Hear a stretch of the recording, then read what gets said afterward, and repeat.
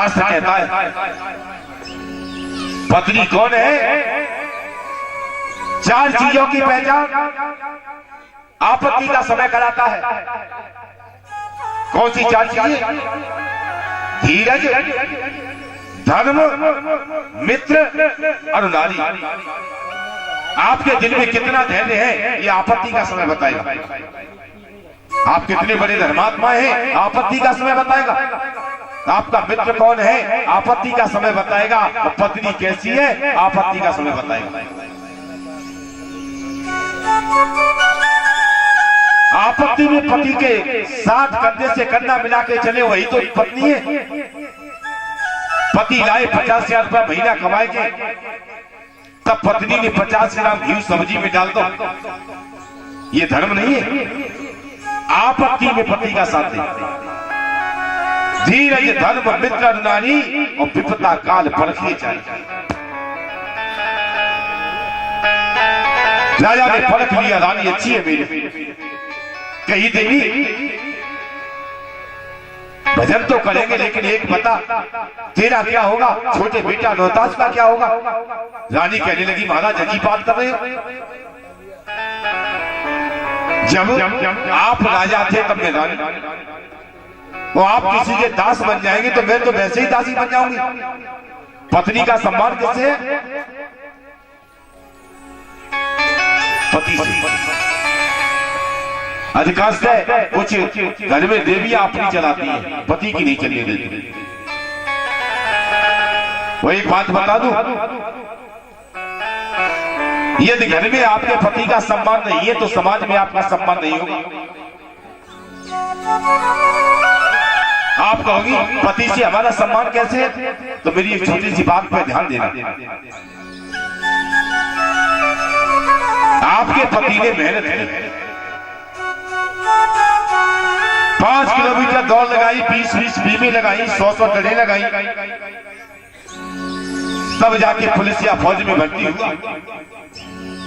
बेटा बना फौजी, तो घर में बैठे बैठे पत्नी कौन बन गई? फौजी बन गई ना। मास्टर साहब ने मुर्गा बनाए, कान ऐठे, डंडा मार मार के पढ़ाई, तब बने मास्टर। तो घर में अंगूठा छाप देवी जी कौन बन गई? मास्टर जी। सम्मान किससे मिला आपको? पति से मिला। और यदि आपने अपने पति का सम्मान नहीं किया, पति का सम्मान मिटा दिया, तो मैं वादा करता हूं कि समाज में आपको कभी सम्मान मिलेगा नहीं।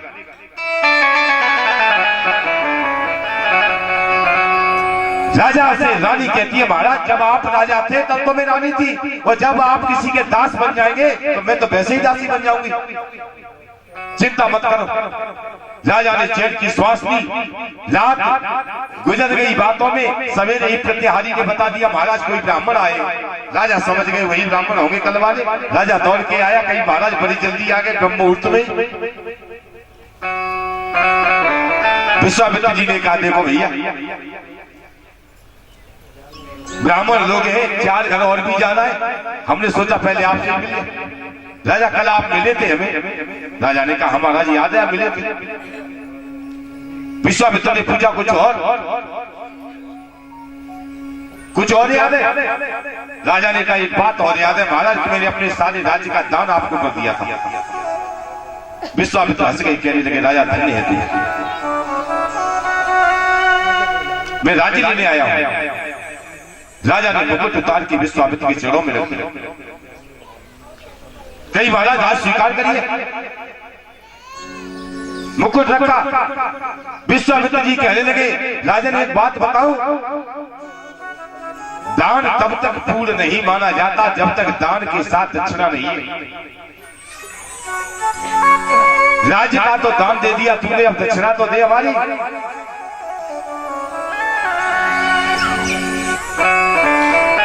जैसे आपने ब्राह्मण देवता को घर में भोजन कराया, यह अन्नदान हो गया, लेकिन दान अधूरा तब तक रहेगा जब तक 10, 20, 50 रुपए दक्षिणा के नहीं दोगे। वो हमारे ताऊ जी बार बार पंडित जी महाराज मांगेंगे नहीं। ये शास्त्र भी कहता है कि दान अधूरा है बिना दक्षिणा के। विश्वामित्र जी ने तो धर्म की बात बताई। हरिश्चंद्र ने मंत्री से कहा, मंत्रवर जाइए, महाराज जितना बताए उतना खजाने में से धन दे दो।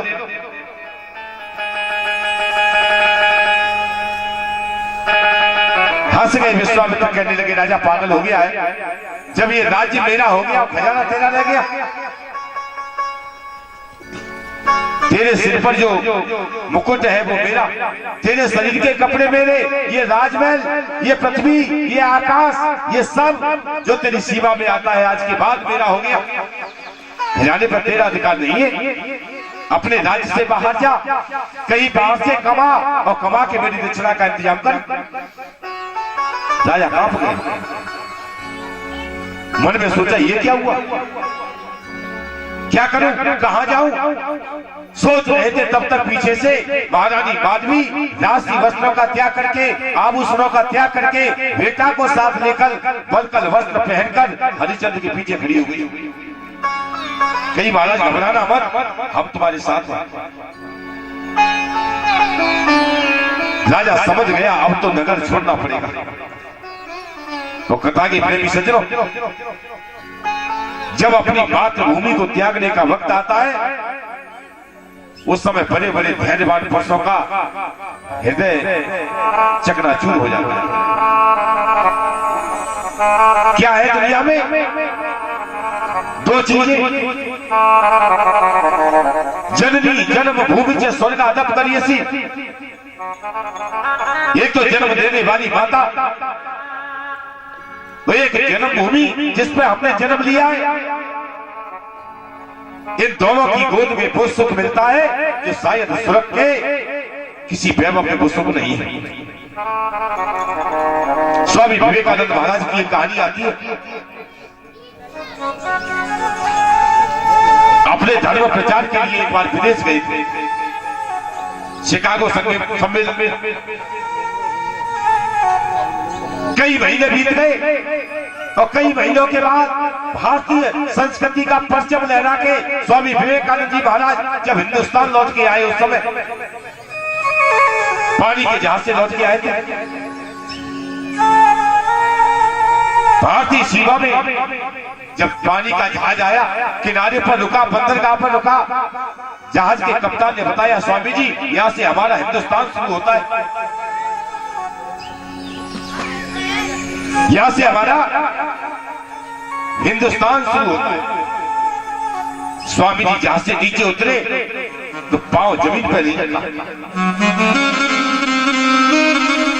दोनों हाथ फैलाए, सीढ़ियों से कूदे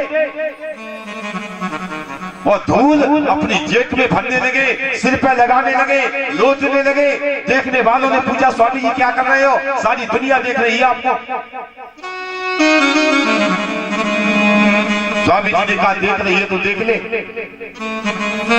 कई महीनों के बाद मैया मिली, आज अपनी मां की गोद में खेल रहा हूं। ये इसलिए होता है अपनी मातृभूमि के प्रति। राजा हरिश्चंद्र आज अयोध्या त्यागना चाहते हैं। मन में सोचा, एक बार अयोध्या की मिट्टी को माथे से लगाया, कहियो माता, मेरे पूर्वजों ने आपकी बहुत सेवा की, लेकिन मैं ऐसा भागा हूं जो आपकी सेवा नहीं कर पाया। एक ब्राह्मण के हाथ में तुम्हें सौंप के जा रहा हूं, हो सके तो मुझे क्षमा कर देना। राजा चला है, एक महीने का वक्त मांगा, विश्वामित्र से कही, महाराज एक महीने की मोहलत दे दो, एक महीने बाद तुम्हारी दक्षिणा का इंतजाम कर दूंगा। कहां चला है राजा? भागवत में लिखा है काशी को, काशी में गया है। और भागवत की कथा एक बात बताती है कि यदि हमारा सब कुछ लुट जाए तो बैठ के रो मत, काशी चले जाओ। और काशी क्या है? लोग बताते हैं पूर्वांचल में काशी है, लेकिन भागवत उस काशी की बात नहीं कर रही है। भागवत कहती है कि सब कुछ लुट जाए तो काशी में जाइए। और काशी का अर्थ क्या है? कमाने ब्रह्म और सीमाने भक्ति। सब कुछ लुट जाए तो फिर भगवान के भजन में लग जाओ,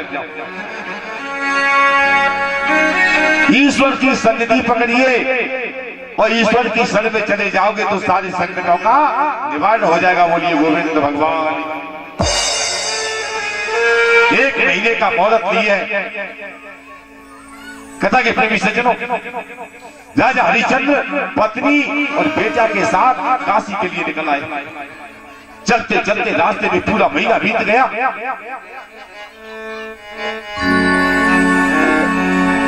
महीने का अंतिम दिन है। राजा ने काशी में पांव रखा, पीछे से विश्वामित्र आ गए। कहने लगे राजन हमारी दक्षिणा। हरिश्चंद्र ने कहा महाराज शाम तक का वक्त मेरा है और सूर्यास्त तक मैं आपकी दक्षिणा का इंतजाम जरूर करूंगा। रानी ने पूछी महाराज कहां से करोगे दक्षिणा का इंतजाम? किसी को जानते हो काशी में? राजा ने कहा नहीं जानता। कोई रिश्तेदार है? नहीं है। फिर दक्षिणा कहां से लाओगे? राजा सोचने लगा, कहने लगा देवी समझ में नहीं आ रहा है क्या? रानी कहती है मेरी समझ में आ गया, मैं बताऊं आपको। एक काम करो, इस काशी नगरी में आप मुझे किसी के हाथ में बेच दो, क्योंकि एक नारी का ग्रस्त जीवन उस समय सफल हो जाता है जब उसकी कोख से एक संतान जन्म लेती है, और मेरी कोख से बेटा रोहितास जन्म ले चुका है। और मुझे बेचकर जो दक्षिणा मिले वो दक्षिणा इस ब्राह्मण को देकर अपने धर्म की रक्षा करिए। राजा ने सुना, कांप गया। कथा के प्रेमी सज्जनों, कहने लगा देवी मैं तुझे नहीं बेच पाऊंगा। रानी कहती है महाराज यदि आप नहीं बेचेंगे तो धर्म चला जाएगा। संसार में धर्म ही जीव का रक्षक है। धर्म के लिए मोह को प्राप्त मत होइए, मुझे बेचिए, धर्म की रक्षा करिए। वो एक बात बताऊं, महाभारत में एक कथा आती है राजा सत्यदेव की। राजा सत्यदेव एक बार अपने दरबार में बैठे हुए थे। उनके घर से एक बहुत ही सुंदर स्त्री निकल के आई। राजा ने पूछा देवी कौन है, कहां जा रही है? वो स्त्री कहने लगी राजन मैं लक्ष्मी हूं, तेरा घर छोड़ के जा रही है। राजा ने कहा चली जा, जल्दी जा। लक्ष्मी गई, घर से निकल गई। उसके बाद एक पुरुष निकल के आया। राजा ने पूछा देवी हे भैया तू कौन है? अभी तो एक देवी गई है। उस पुरुष ने कहा वो लक्ष्मी थी। राजा जब लक्ष्मी चली गई तो मेरा नाम है दान। जब जेब में छलाम नहीं होगी तो दान काय का करेगा? मैं भी जा रहा हूं। राजा ने कहा तू भी चला जा। फिर एक पुरुष निकल के आया। राजा ने पूछा आप? उसने कहा राजा मैं हूं तेरा यश। दान नहीं करेगा तो यश कहां से होगा? आप चाहे झूठी तारीफ हो जाए, झूठी नहीं होती, कुछ करना पड़ता है। राजा ने कहा मुझे यश की कोई जरूरत नहीं है, तू भी चला जा। उसके बाद एक परम तेजस्वी पुरुष निकल के आया। राजा ने हाथ जोड़े, पूछा आप कौन है? उसने बताया राजन मैं हूं तेरा धर्म। जब तेरे घर से लक्ष्मी चली गई, दान चला गया, यश चला गया, तो मैं क्या करूंगा? मैं भी जा रहा हूं। राजा ने दौड़ के धर्म की पांव पकड़ लिए। कहीं महाराज न चिंता लक्ष्मी की, न चिंता दान की, न चिंता यश की, सब चले जाए लेकिन अपने घर से आपको हरगिज नहीं जाने दूंगा। राजा ने धर्म को पकड़ के बिठा लिया। थोड़े समय के बाद लक्ष्मी लौट आई, दान लौट आया, यश लौट आया, जो खोया था सब लौट आया। रानी कहती है महाराज धर्म रक्षक रक्षता, जो जीव धर्म की रक्षा करता है धर्म उसकी रक्षा करता है। आप मुझे किसी के हाथ में भेज दो। राजा काशी के बाजार में निकल आया। पत्नी को बेटा को बेचने की आवाज लगाई। सामने से एक ब्राह्मण ने आके राजा से पूछा, भैया बता तेरी पत्नी की कीमत क्या है? राजा ने कहा मैं नहीं जानता। विश्वामित्र ने कहा मैं जानता हूं। क्या कीमत है? दक्षिणों पिता दच्चा सीला गुणान्विता कोटि मौल्यम सुवर्णस्य स्त्री पुंसर तथार्बुदम। एक सर्वगुण संपन्न स्त्री की कीमत क्या है? कागज के नोट नहीं, सोने के सिक्के। कितने? 1 करोड़ सोने की मुद्रा एक भारतीय नारी की कीमत है। पंडित जी ने 1 करोड़ सोने की मुद्रा गिनी। विश्वामित्र ने कहा पूरी बात सुन, यदि एक स्त्री के अंदर 3200 गुण संपन्न है तो ये तो उसकी कीमत है। यदि यही गुण पुरुष के अंदर हो तो उसकी कीमत 100 गुनी हो जाती है। आज ब्राह्मण देवता ने रानी और बेटा दोनों को खरीदा। 1 करोड़ सोने की मुद्रा में रानी और 10 करोड़ में बेटा। वैसे लोग महाराज भार की बात करते हैं, 60 भार सोने में बिके, ऐसा पुराणों में मैंने तो नहीं पढ़ा। मैंने देवी भागवत में पढ़ा है 11 करोड़ सोने की मुद्रा में रानी और बेटा। ब्राह्मण रानी और बेटा को लेकर चला गया।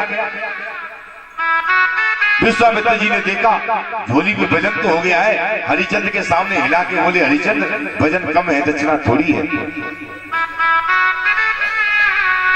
हरिचंद्र ने कही महाराज मुझे भी बेच दो किसी के हाथों। सामने से एक चांडाल आ रहा है जिसका नाम क्या है? प्रवीण।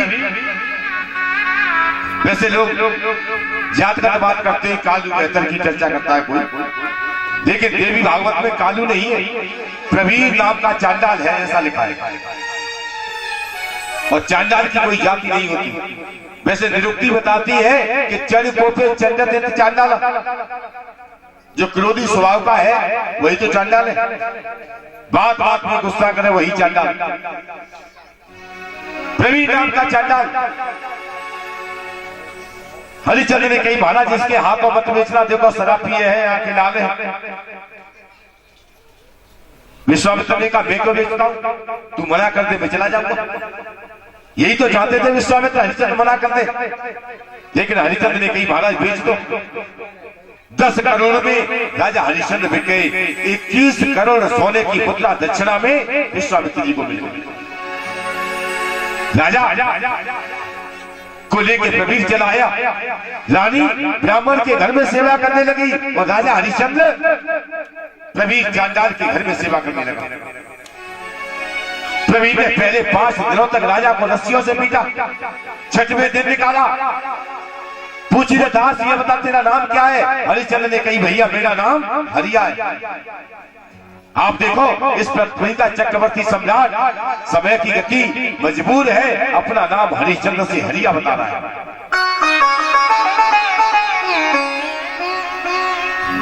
सुखदेव महाराज कहते राजा आज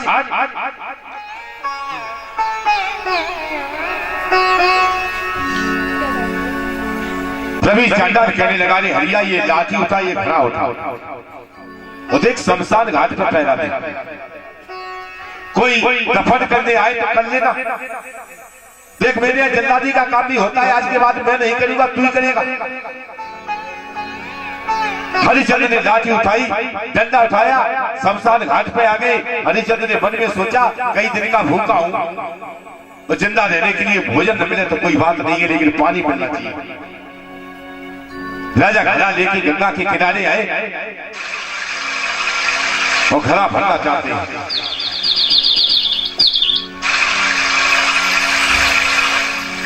एक बात महाराज हरिश्चंद्र की करीब 14 पीढ़ियों के बाद पृथ्वी पर भागीरथ पैदा हुआ, तब गंगा जी आई।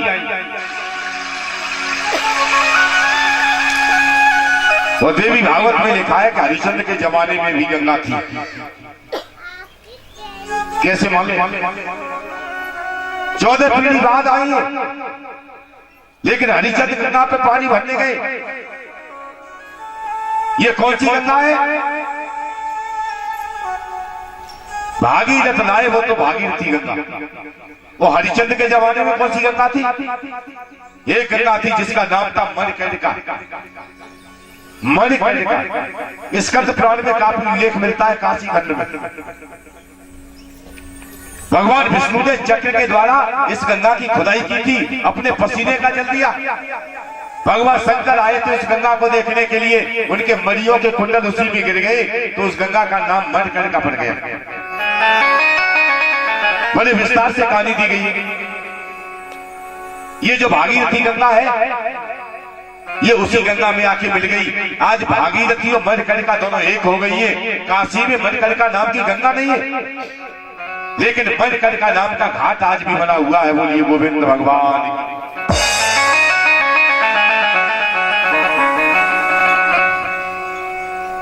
राजा गंगा पे पानी भरने आया, घड़ा भरा, उठाना चाहता है पर घड़ा उठा नहीं। कहता है कि प्रेमी सज्जनों, राजा ने देखा कोई आएगा, किसी की सहायता लूंगा। चारों तरफ देखा कोई नहीं। राजा की पत्नी रानी बात भी आई।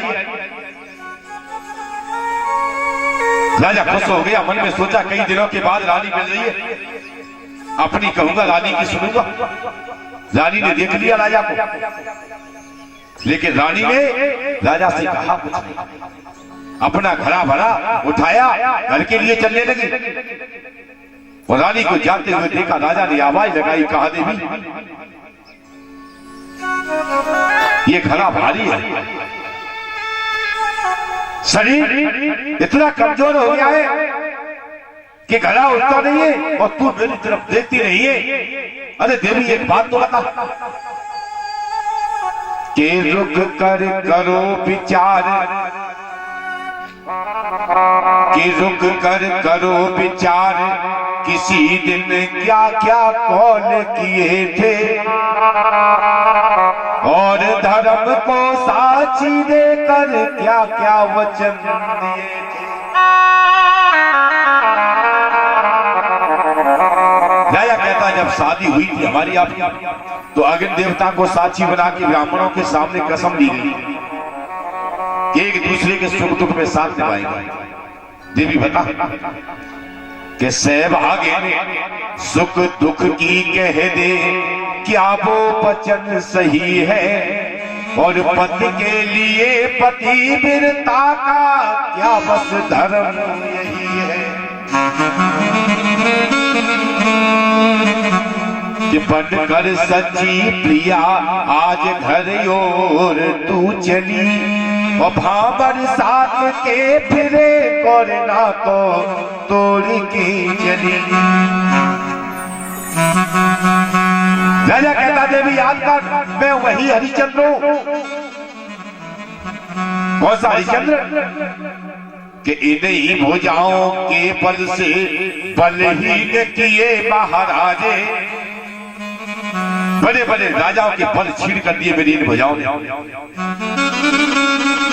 कि इन्हीं भुजाओं के बल से बलहीन किए महाराजे, और विजय पर देव बजाते रहे गगन से बाजे। कि विश्व विजेता वही घड़ा के कारण दीन हुआ है, आज कोष संचित कर्मों का सारा छीन हुआ है।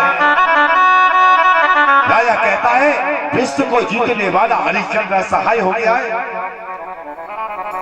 रानी ने सुना तो कलेजा हिल गया, कहने लगी महाराज ब्राह्मण का घड़ा है मेरे पास, आपके पास किसका घड़ा है मैं नहीं जानती, और बिना स्वामी की आज्ञा तो मैं तुम्हारी कोई सहायता नहीं कर पाऊंगी। हे राजन मेरी बात सुनिए,